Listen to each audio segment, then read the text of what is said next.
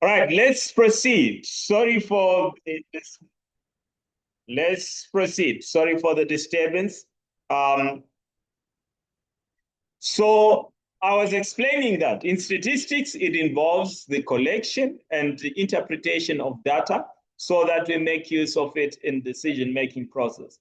Then I also mentioned that there's a difference between data and information. So we gather it as data, then we process that data so that it can have a meaning. When you're now processing the data so that it has a meaning, that is now information.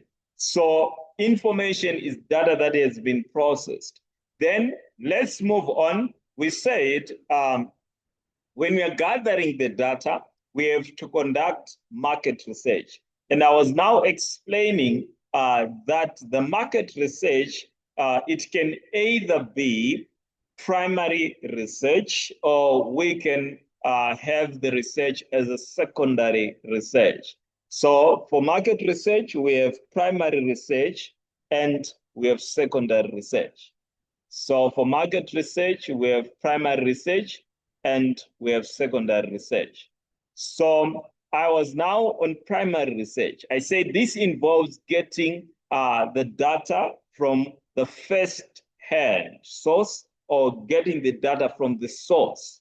You're getting first hand information or we're getting it from the source. Let's say we want to find out information about our customers. We go direct to the customers themselves. We ask them what they think of our product. We ask them what they want. So that is primary research, going to the customers and extracting the data straight from the market. So it can be done using things such as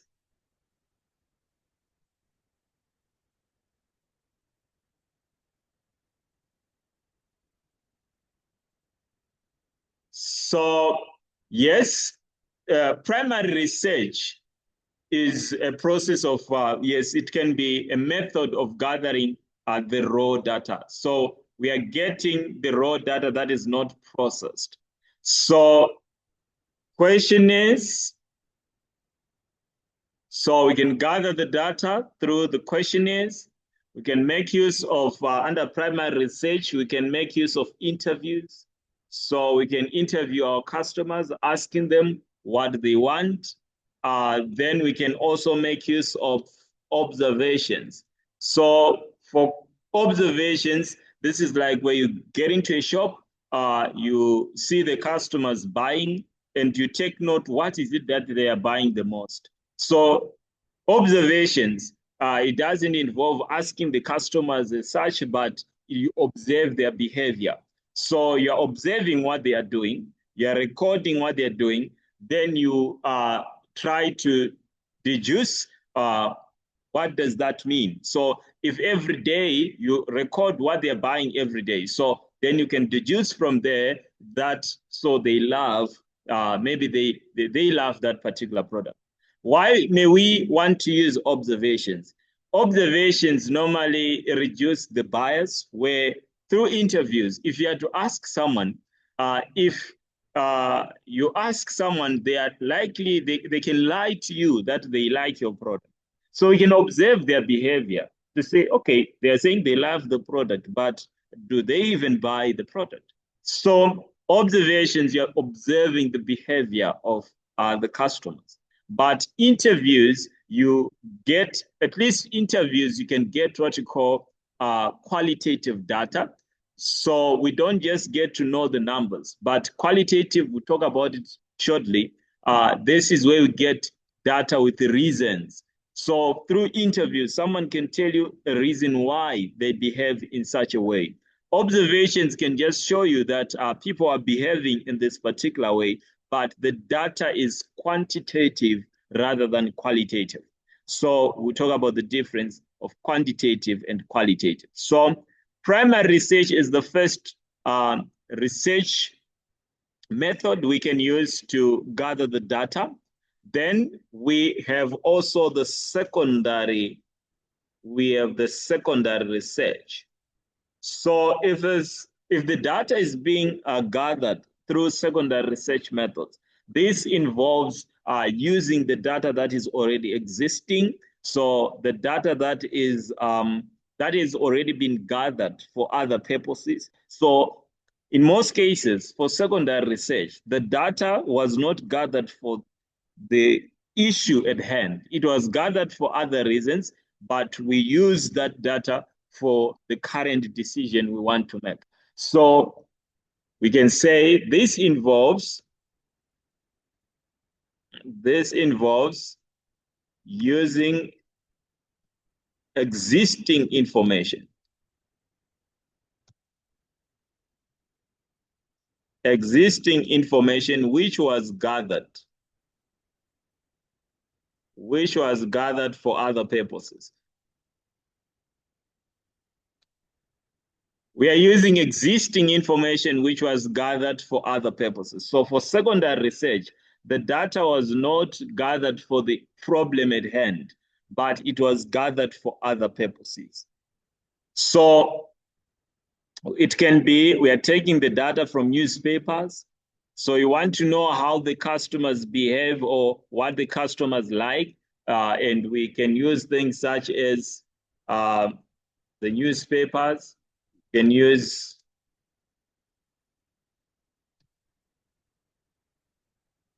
you can use it could be the previous can use the previous financial statements.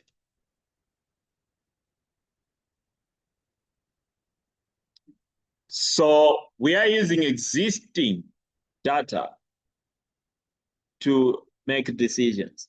So we study the data that is already existing in the organization or in other sources so that we make the decision.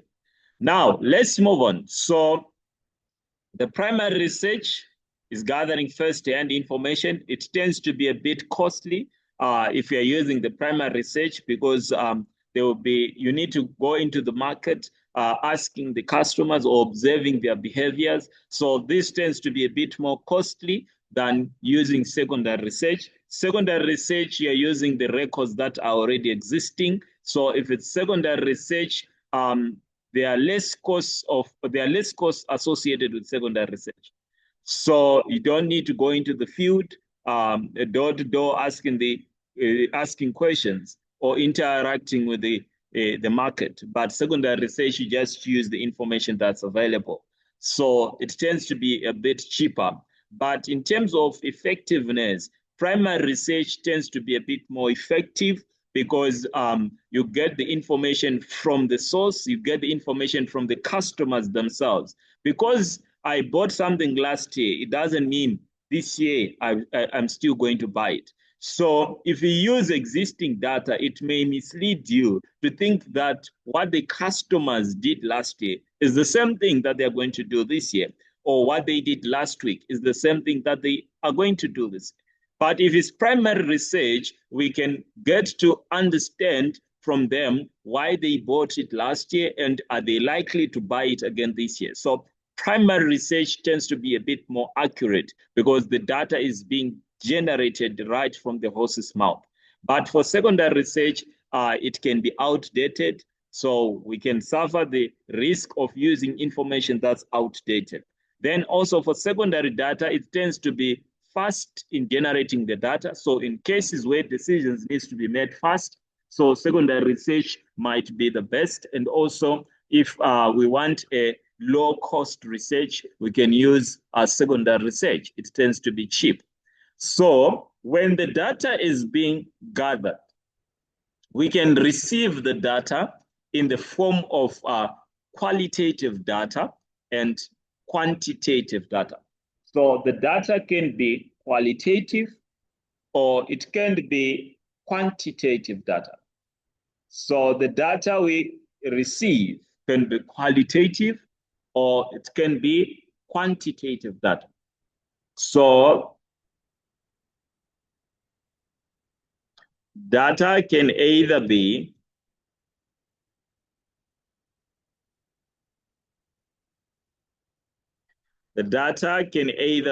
qualitative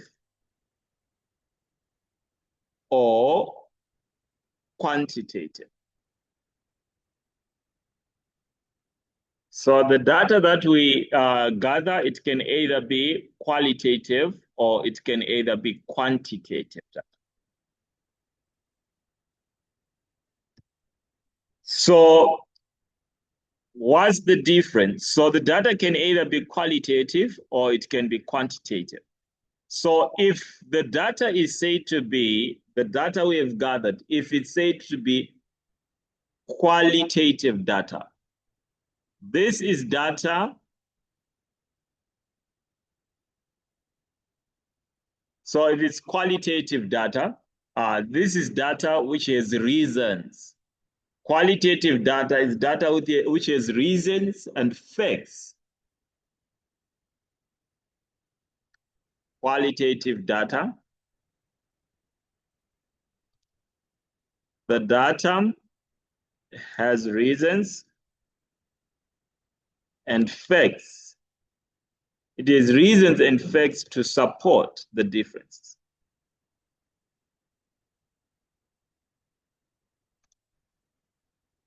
So if it is qualitative data, we are not just being told why people buy the product more.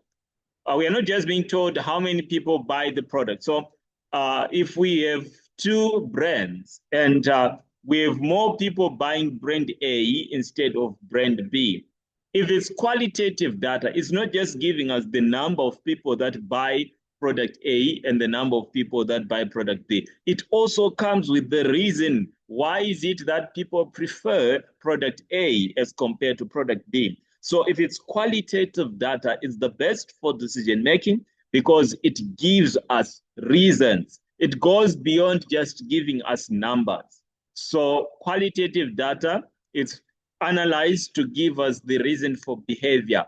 Then if it's quantitative data, so if it's quantitative data, so quantitative data, it consists of figures or numbers. So if it's quantitative data, this consists mainly of figures, mainly of figures or numbers. So for quantitative, it's telling us the quantities. How many? It's more of how many, how much, the quantities, but without reasons why. So that is if it's quantitative data. So when you're gathering the data, it's very important to gather both qualitative and quantitative. The quantitative will tell us the numbers. The qualitative will tell us the reasons why we have such numbers. So interviews can help us generate both quantitative and also qualitative. Now, as we gather the data in statistics, the data can be discrete data or it can be continuous data. So the data that we are going to gather, the data gathered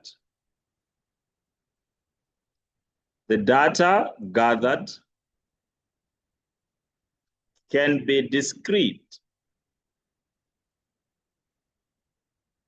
It can be discrete or continuous data. The data which we have gathered, it can be discrete or continuous data.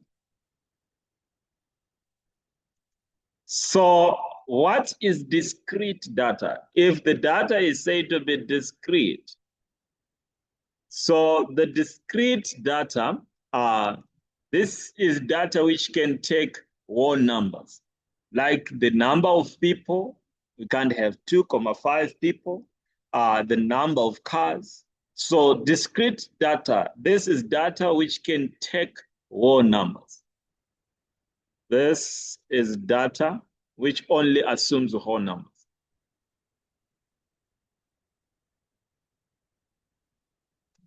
This is data which only exists as whole numbers.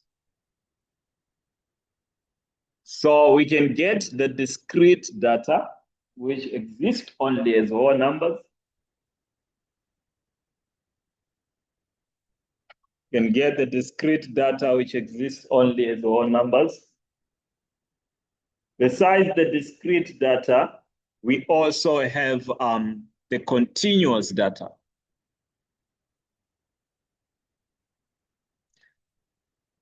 So we can have the discrete data and we have the continuous data. So for the continuous data, this is data that can assume any value. It is in continuous form. It can take any value, e.g. weight. We can have 2,5, 2,78, 2,31. So it can assume any value. So this is data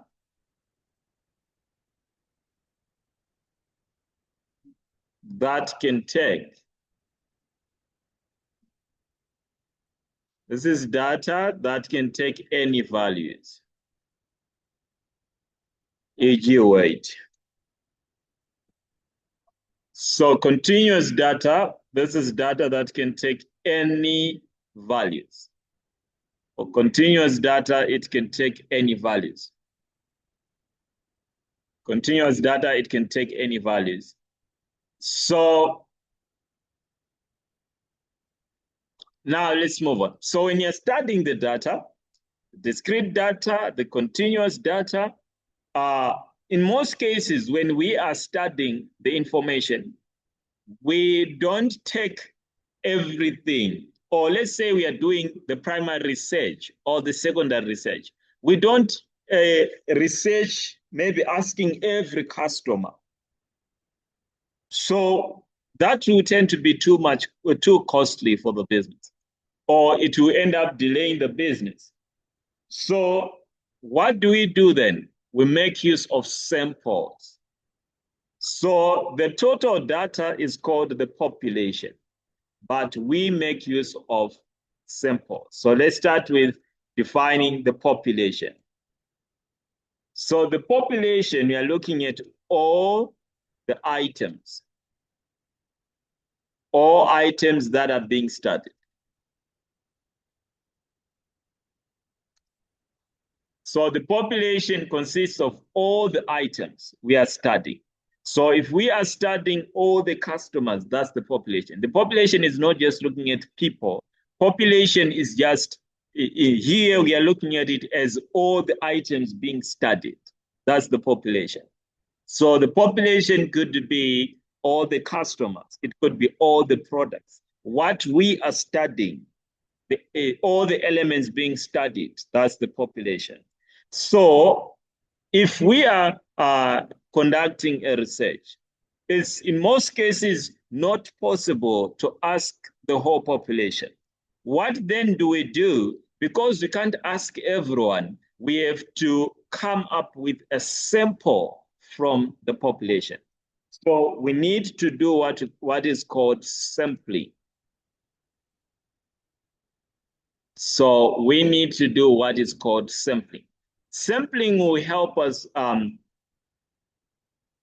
Sampling helps it helps by making it easy for us to get the characteristics that we want. We don't need to ask everyone if it's sampling, and if it's sampling, the other good part about sampling, besides no need in having no need to ask everyone, sampling, if we have effectively obtained a sample, the items in the sample will be a representative of the total population. So we can get we can get to know the behavior of the population. So if our time is limited, we might choose if the time is limited, we might choose let's just work with a sample. Oh, just a moment. Someone is asking for the passcode.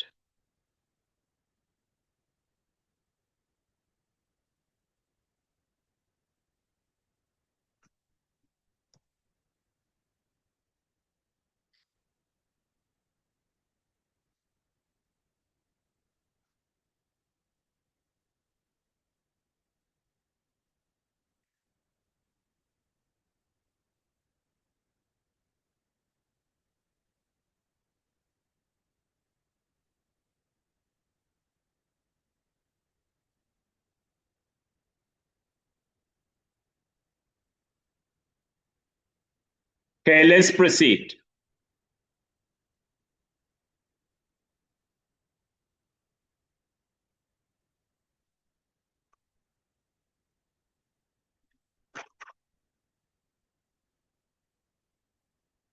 So we're on sampling.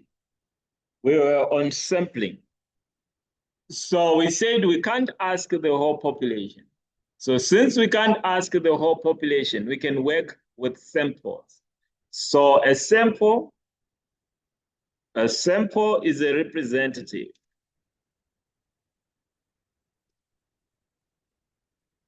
of the total population.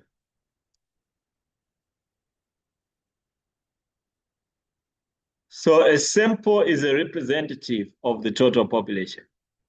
Instead of asking everyone, we can make use of samples. So a sample can represent all the items being studied. If we effectively if we come up with the right sample, it can be a representative of all the population. Now let's move on. So a good sample should be a representative of all the population. Now the issue is, how do you come up with a sample which can effectively represent the whole population? So it is very important when you're gathering samples, it's very important to make sure the sample is a representative of the total population. Hello, Mr. Robert, how are you? I'm all right. Good. Thank you, sir.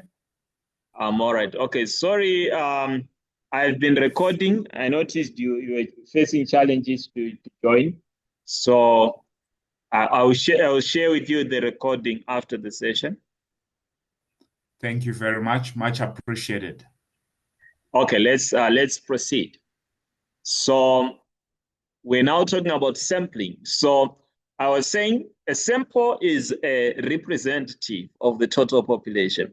So when you are determining the sample, it's very important to make sure all the items, it is very important to make sure that the items you have included in the sample, they are the best representative of the total population.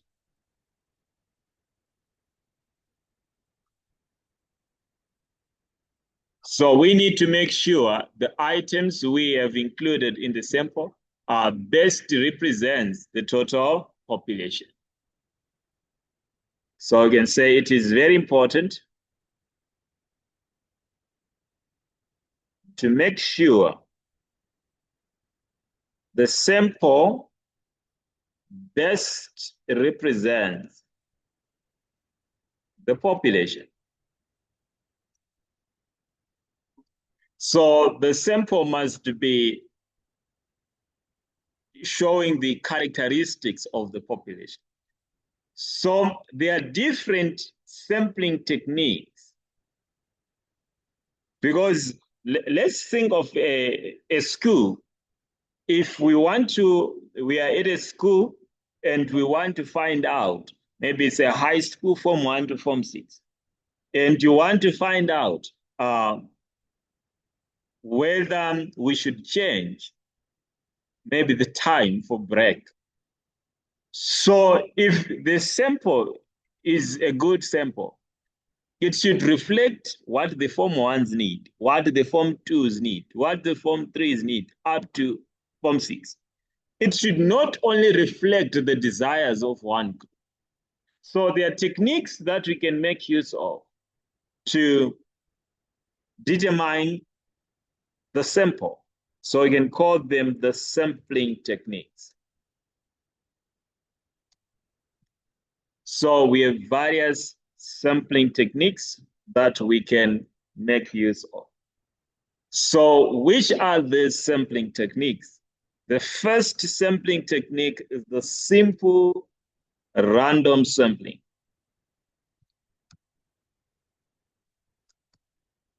The simple random sampling. So the simple random sampling, in this technique, every member of the population has equal chances of being selected. So if it's simple random sampling, every member of the population has equal chances of being selected. So for simple random sampling, in this technique, every member of the population,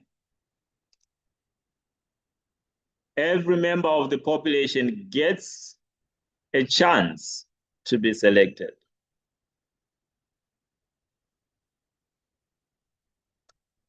So we want to find out what the students want. We can call everyone to come for an assembly. So after they come for assembly, you can just you tell them just stand randomly. Don't stand in any order. Then simple random is like now when you just pick any member. You're not using any formula or any order, any member. So that's simple random sampling, where any member can be picked. Or we can assign numbers. We can maybe have cards. Mamakanzi no, mamakanzi yes.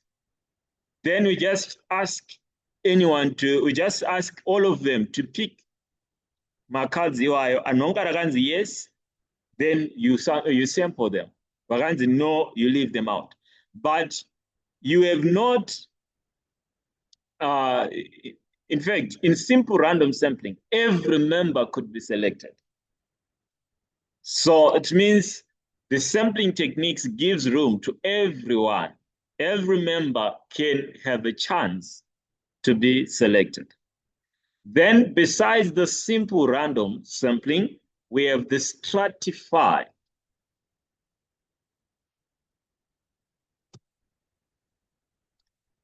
Random sampling.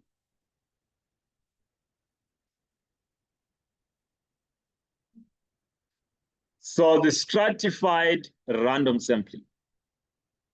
So for stratified random sampling, the first thing is we first of all group the population into what we call strata. We put the population into groups with similar characteristics, or we can call them strata. So we put the information, so we put the population into strata. Then we randomly pick members from each strata.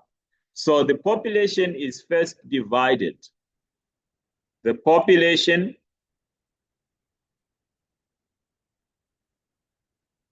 is divided into strata. So the stratas, these are the groups with similar characteristics. We group them into groups with similar characteristics. So into stratas with similar characteristics. With similarities, maybe if we put it that way. We group the population into stratas with similarities.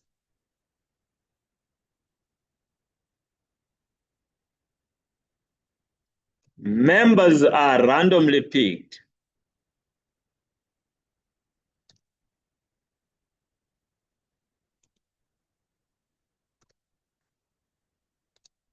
from the strata.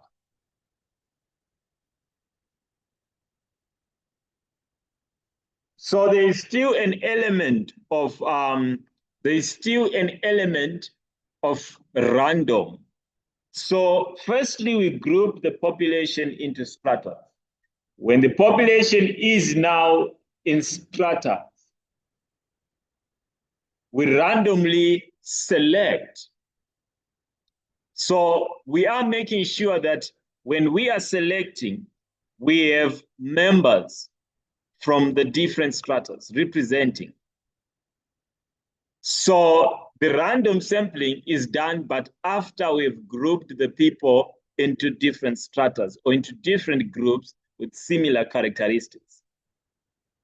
Then we have systematic sampling.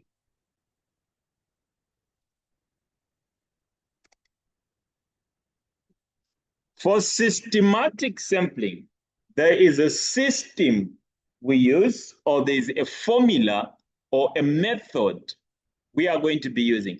Maybe we say everyone should be in a line, then we are picking every fifth person. We are picking every fifth person. So systematic sampling, there is a system or a formula we are using. So when you are sampling, the sampling technique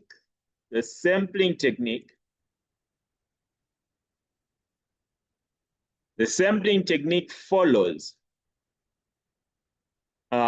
a certain system or formula.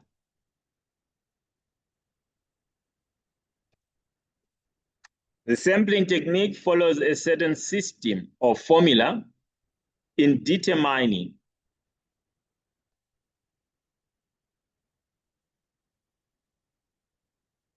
the members of the sample. In determining the members of the sample. So it tends to use a certain formula or a certain method. So it's rather a formula. We can say after every fifth person, we take, after every fifth person, total which is 6 wacho, tikaverenga 5 people, then we take the 6th one. So it uses a certain formula. Then we have cluster sampling. Just a moment, let me respond to this.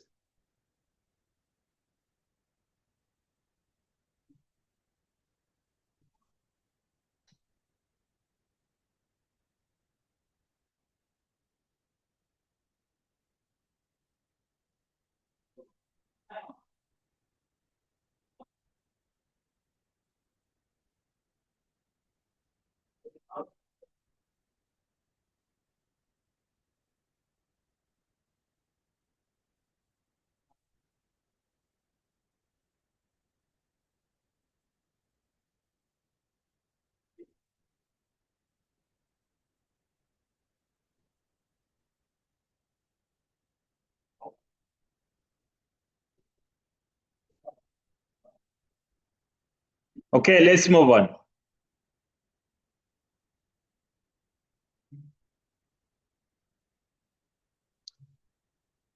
So let's move on. So systematic sampling, we are using a certain formula. So if it's systematic sampling, we said we are using a certain formula. So every nth person is chosen. So every nth person, it could be the 5th person, the second person. So nth item is selected.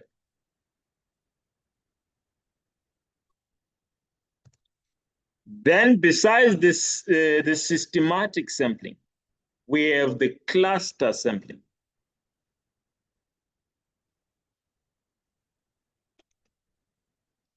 Cluster sampling.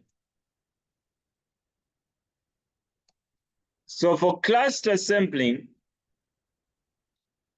the population again is grouped into clusters with similar characteristics. So the population is grouped into clusters. The first thing is to group the population into clusters. The population is first grouped into clusters with similar characteristics.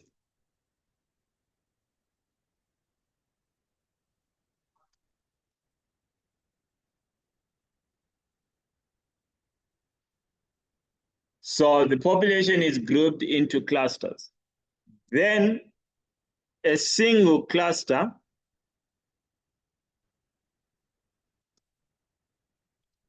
is chosen as the sample.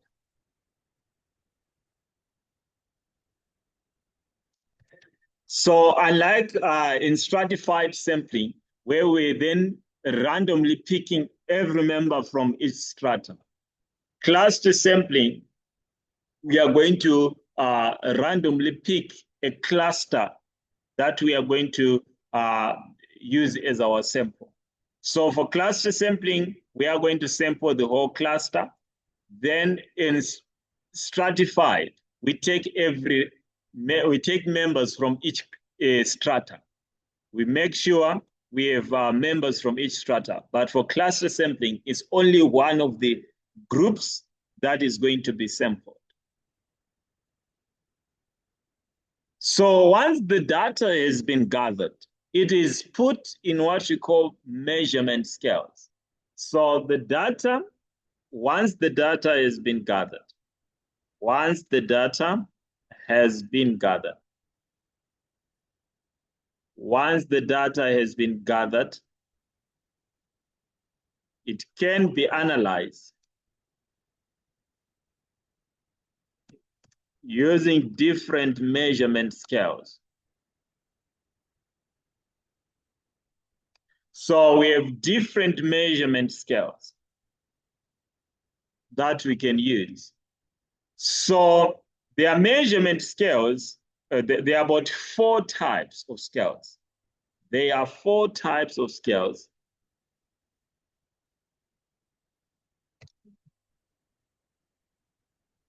Used in analyzing the data.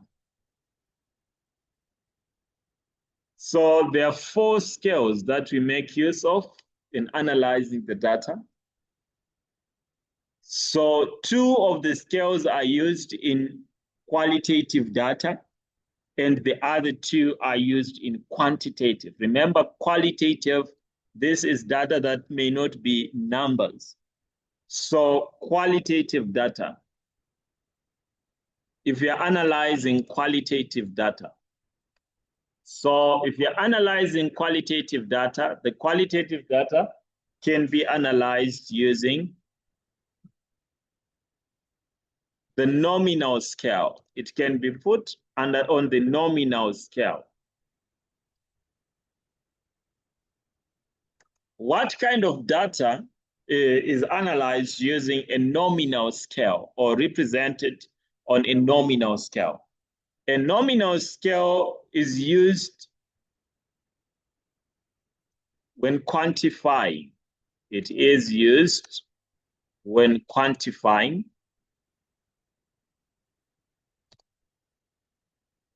nominal data. Is used when quantifying nominal data.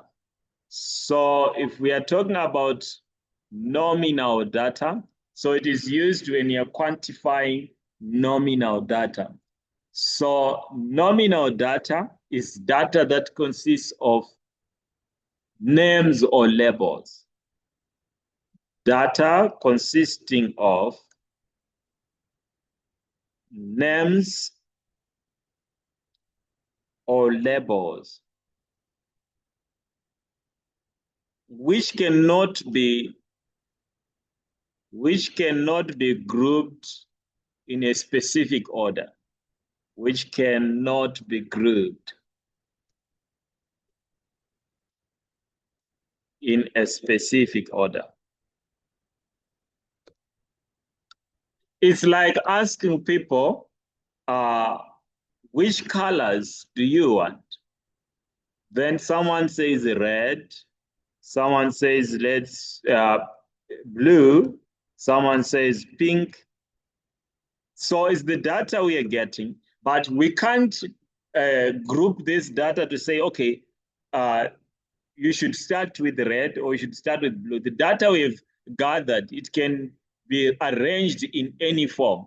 It doesn't follow any specific order when you're arranging this data. So it can be colors, it can be names. If you're asking who is in that class, then we are told we have John, we have theta, we have Sean. So these are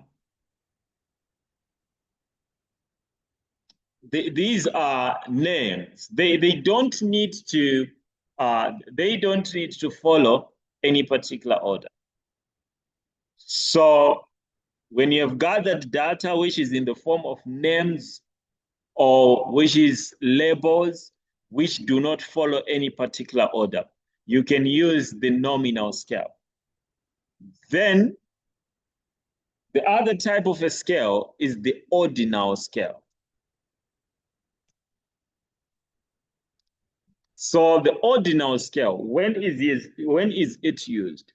This is used for quantifying ordinal data. This is used for quantifying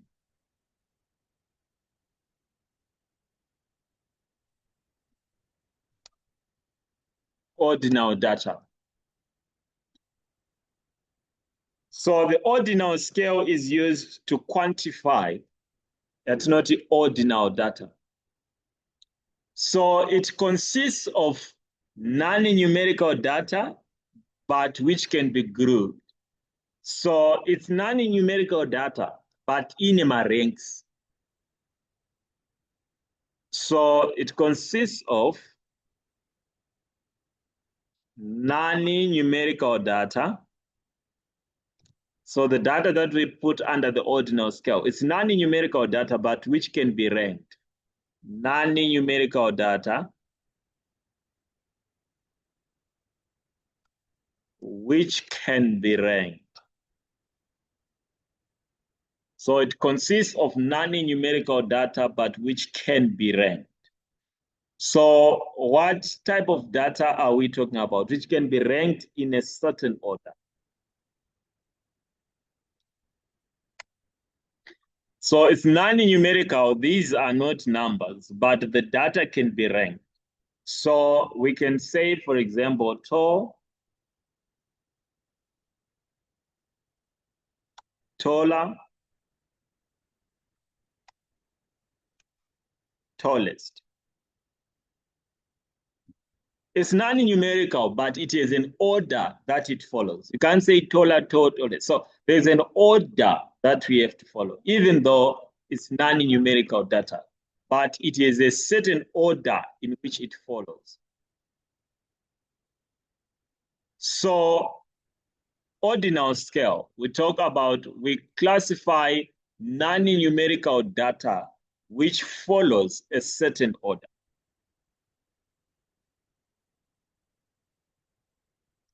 So we can have things like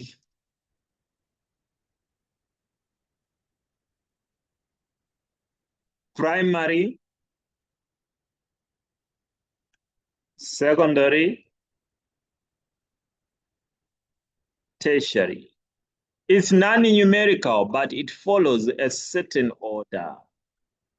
So it's non-numerical, but the data follows a certain order. So that is the data we put on the ordinal scale. It's used to record non-numerical data, but which follows a certain order. Then we have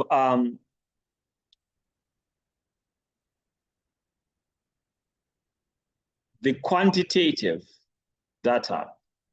So we have the two scales used for measuring quantitative. So that one was for qualitative. Then we have quantitative data. So we have the scales for measuring quantitative data.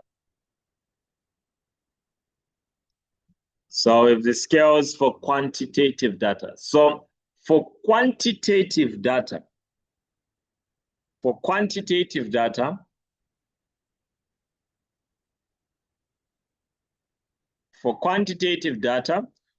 we have the interval scale.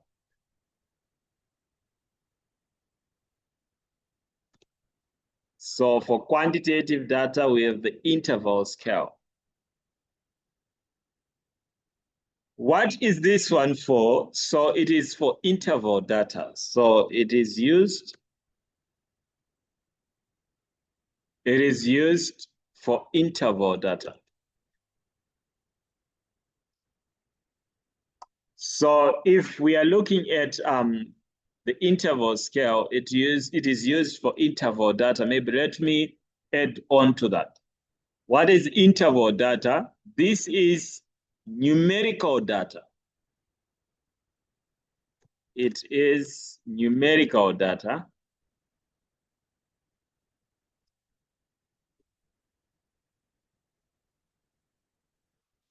It is numerical data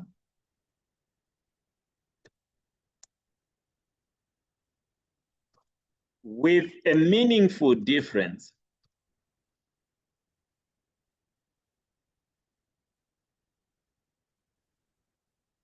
Meaningful difference, but does not have a meaningful zero.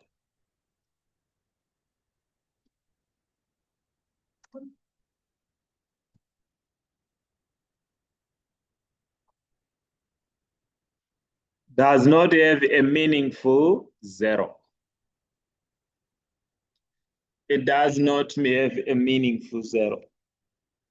What do we mean if the data does not have a meaningful zero? If you look at time, and we say, what is the time? Then you are told the time is 000. If you look at the watch and the time is 000, it doesn't mean there is no time. If you look at the time and it's 0000, it doesn't mean there is no time. So if the time is 000 hours, it actually indicates a certain time. So it means zero has a meaning. So this would mean that it's 12 o'clock. So it means the zero does have a meaning. So we are saying, in other words, zero does not mean there is nothing. So if it's interval scale, in interval scale, zero does not mean nothing. In interval scale, zero does not mean nothing.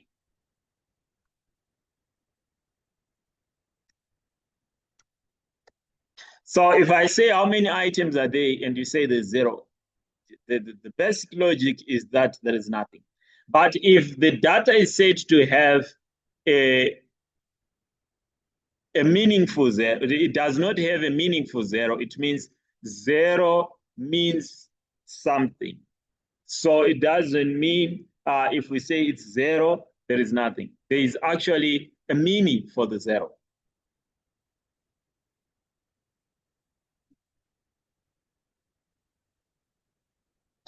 So let's move on.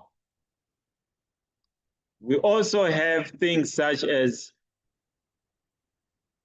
even temperature. If we say temperature is 0 degrees, it doesn't mean there is no temperature.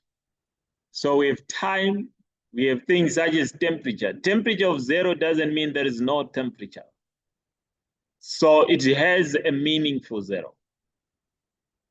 Let's have the ratio scale. Let's have the ratio scale. So this is used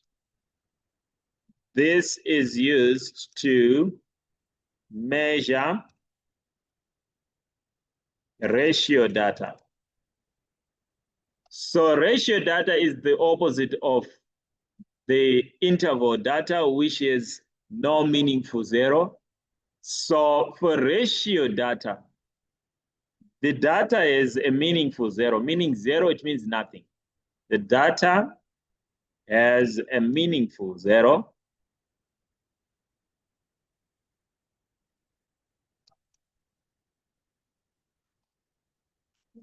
In this data, 0 means nothing.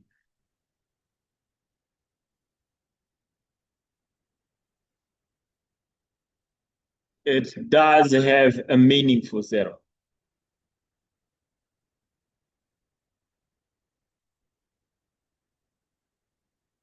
Let's think about it could be, if we are looking at basically almost all the other type of data, it normally falls under this category where if we have 0, it means we have nothing.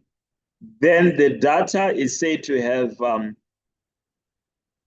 a meaningful 0. Let's move. I think the example here we can put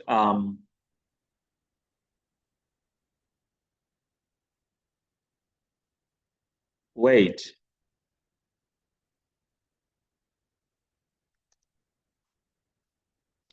If weight is 0, it means there is no weight.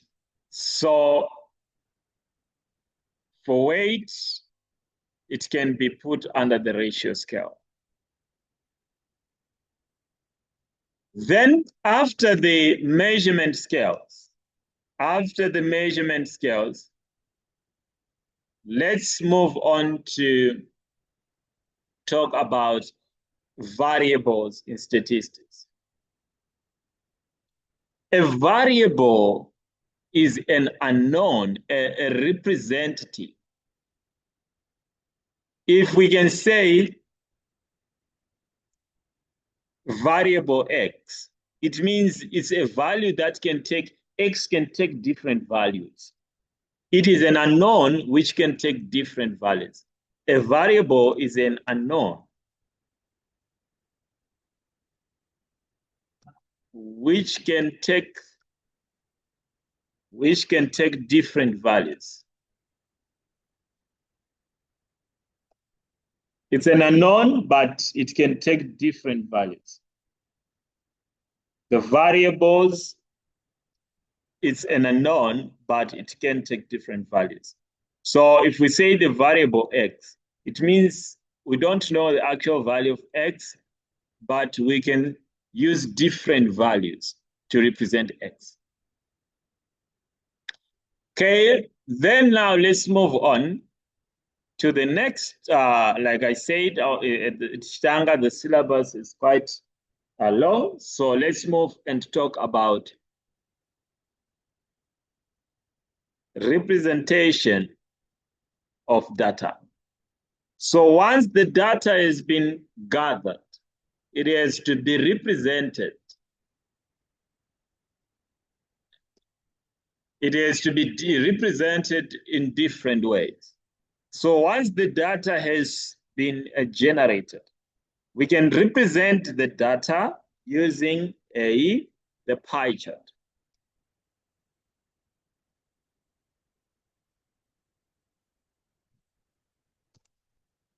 The data can be represented on a pie chart.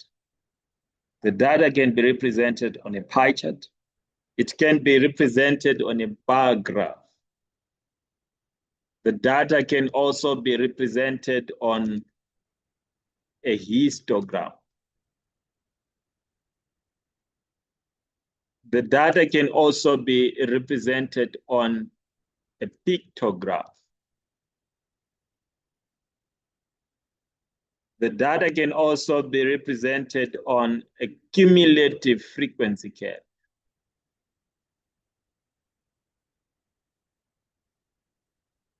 The data can be represented on a stem and leaf diagram. So the data can be represented in different forms. We have a pie chart, we have a bar graph, a histogram, a pictograph, cumulative frequency, we have the stem and leaf plot. These are the various ways in which the data can be represented. These are the various ways in which the data can be represented. So after that, so data can be represented in these different ways. Let's now start with the pie chart. So let's have the pie chart. So let's have the pie chart.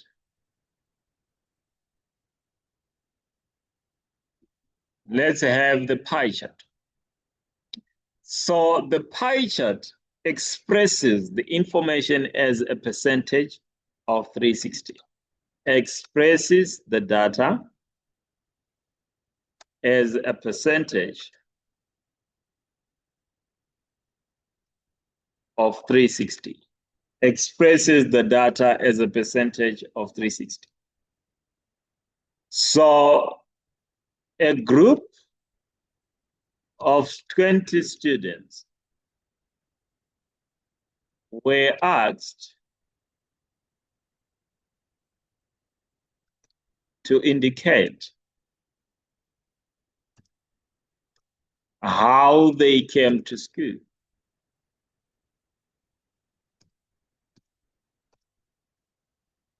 How they came to school, and the following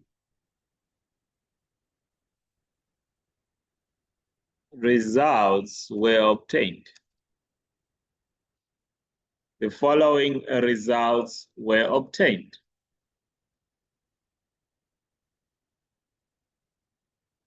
So if those that came by car, those that came by bus, those that were walking, and those that were riding. Or we can say cycling.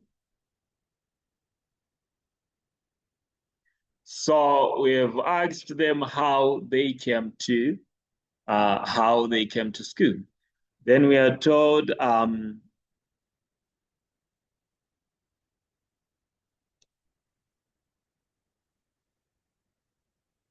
8 came by car,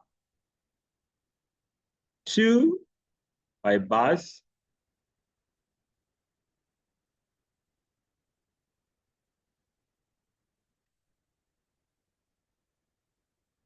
6 walking, 4 cycling. So the total number of students that we have is 20. So if you are required to produce a pie chart, show the information on a pie chart. Show the information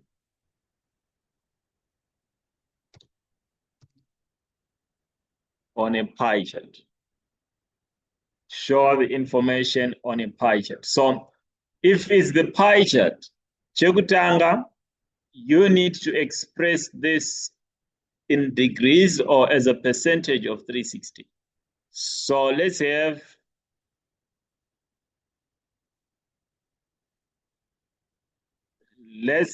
the degrees here. So how do you get the degrees? You say 8, that is those that came by car, over the total times 360.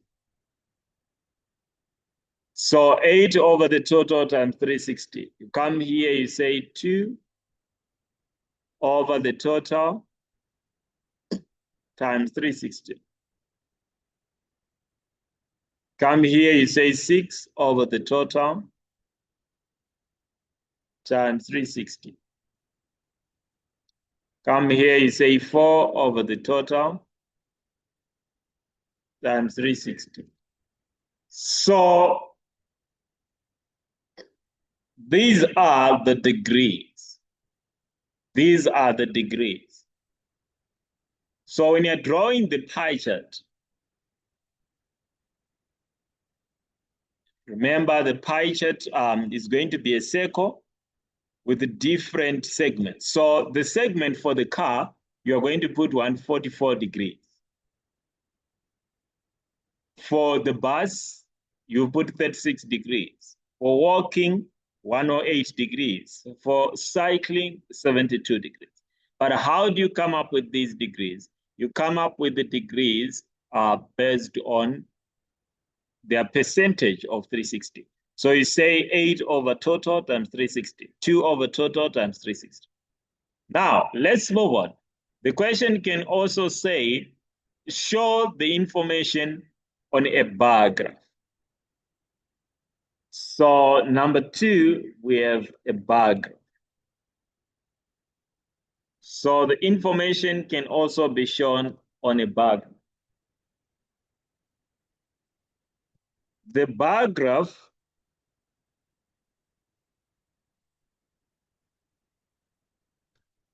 represents the information,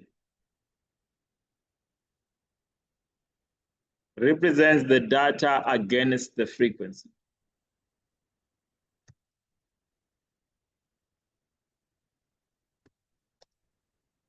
It represents the data against the frequency.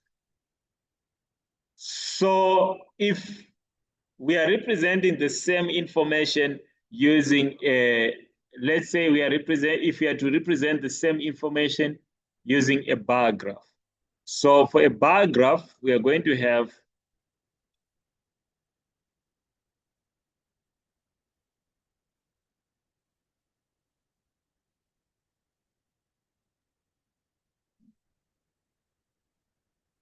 so for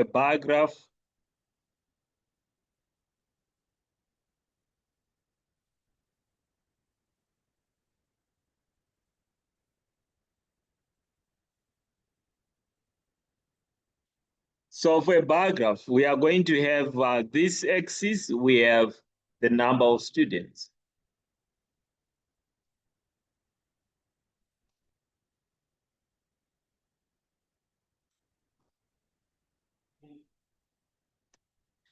So we have the number of students on the y-axis, then the data on the x-axis, the data we are modeling.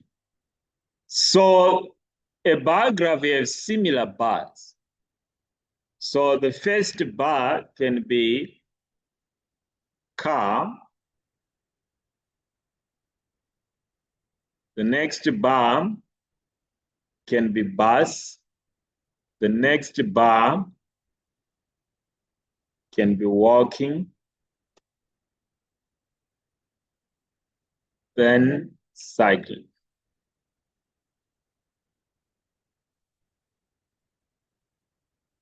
So these are the bars we are going to have. So let's assume we are using the scale 1, 2, 3, 4, 5, 6, 7, 8, 9, 10. So the scale we are just going to use 1, 2, 3, 4, 5, going upwards. So unfortunately for me, I can't write but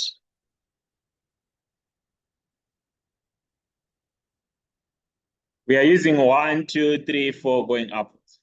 So for the car, what do we do? The frequency for the car is 8.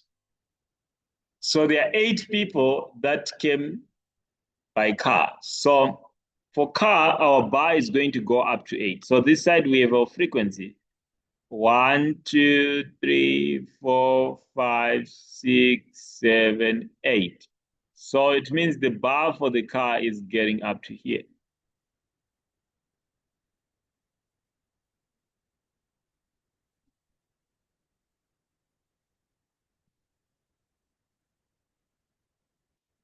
Then besides the car, we have the bus. Those that came by bus is 2.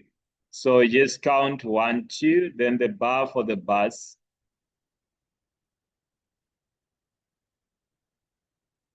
Then those that came walking, it's 6. Count 6, 1, 2, 3, 4, 5, 6.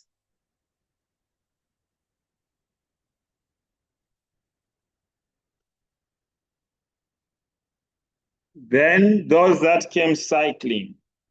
So for those that came cycling, it's 4. 1, 2, 3, 1, 2, 3, 4. So that's how we construct. That's how we construct a bar graph. So what can we note from a bar graph? So for a bar graph, the bars are of similar width. So for a bar graph, the bars have similar width. For a bar graph, it's different from a histogram because a histogram, the bars don't have the similar width. But for a bar graph, the bars, they have similar width.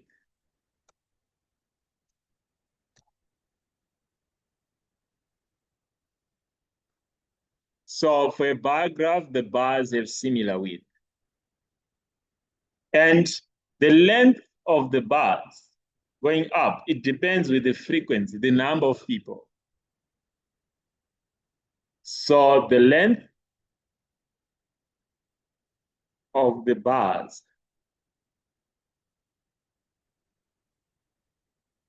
depend on the frequency. The length of the bars depend on the frequency.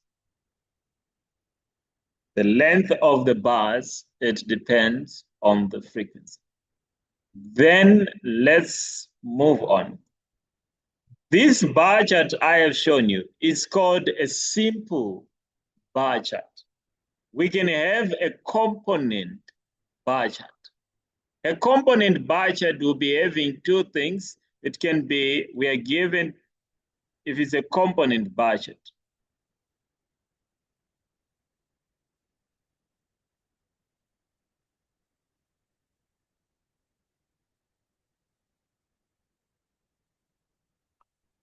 So for a component bar chart, let's say these are students. We have Samuel. We have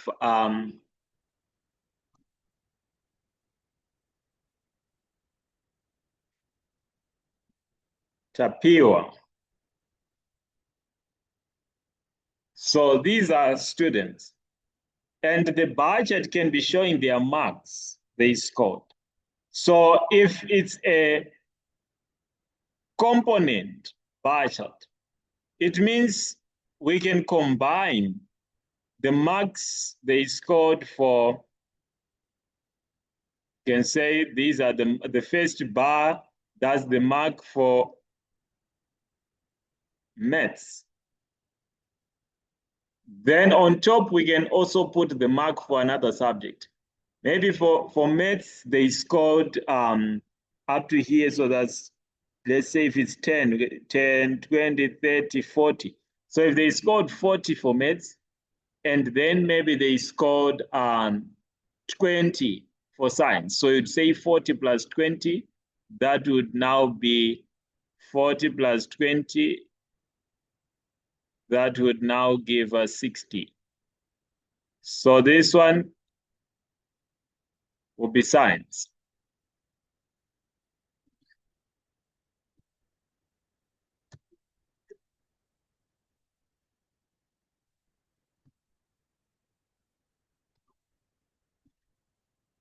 So we have maths, then we have science.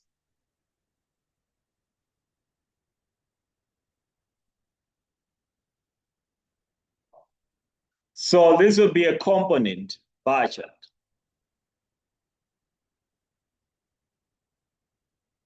So we do the same for Tapua. Maybe Tapua for maths, Tapua scored 30. So 10, 20, 30.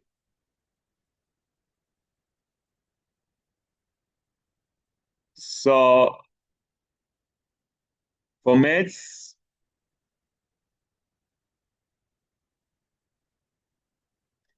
or in some cases, you can just show the colors. Then you have a key, which can show that yellow is representing maths.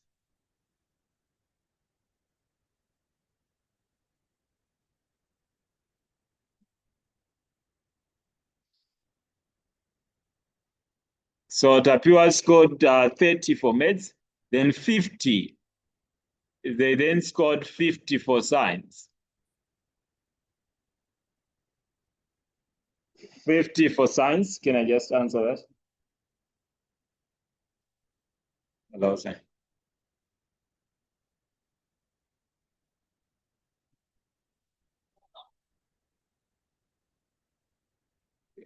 I think ndo main candidates acho ngowangobatsirwa aripo.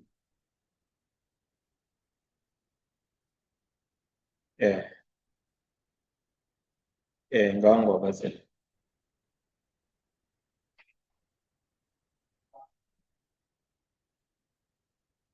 I think very crucial ndo vari.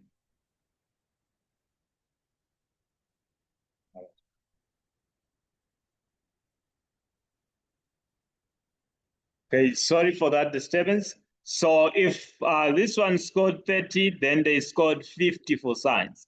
You'd then say 10, 20, 30, 40, 50. So for science, they scored 50.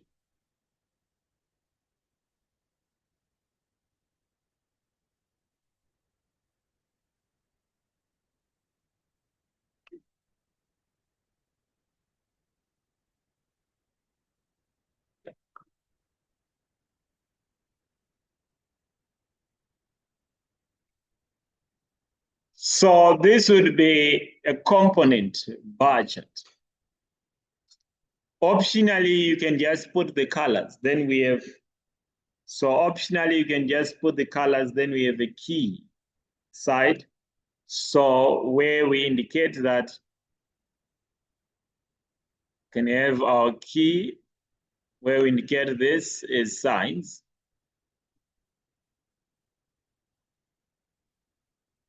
And the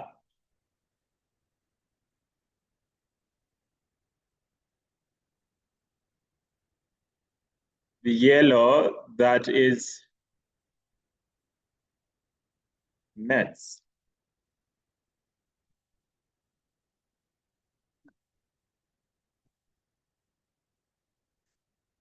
So for today, we can end here. Then you can have a 10 minutes break before we get to Fin 1A. So Fin 1A will start, Fin 1A will start at 11. So I can give you a very short break so that we